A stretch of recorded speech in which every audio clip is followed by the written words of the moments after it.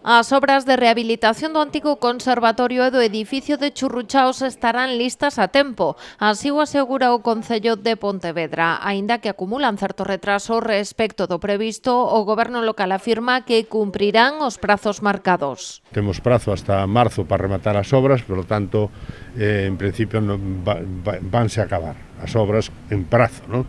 Si se poden adiantar, se adiantan, pero non temos presa na medida que temos unha prórroga hasta marzo e despois hai unha xustificación dos fondos até xuño do ano que ven, ¿no?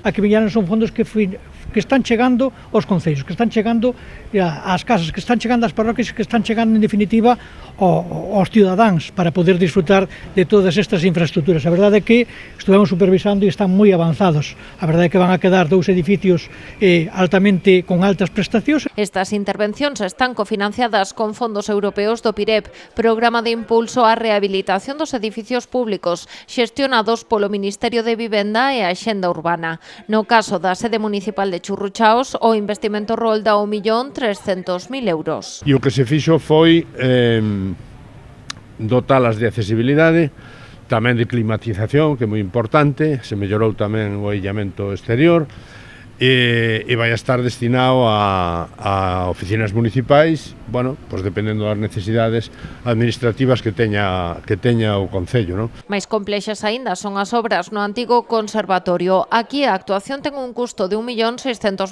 euros para converter o edificio de 8 plantas nun lugar de encontro para actividades relacionadas coa cultura, a empresa e a creatividade. O soto vai a estar destinado ao Seminario de Jazz, a primeira planta, o baixo, vai a ser unha zona de recepción e de posible exposición e incluso, entre comillas, venta de produtos que se poidan facer en obradoiros que se vai a destinar ás 5 plantas seguintes para empresas, asociacións ou universidade.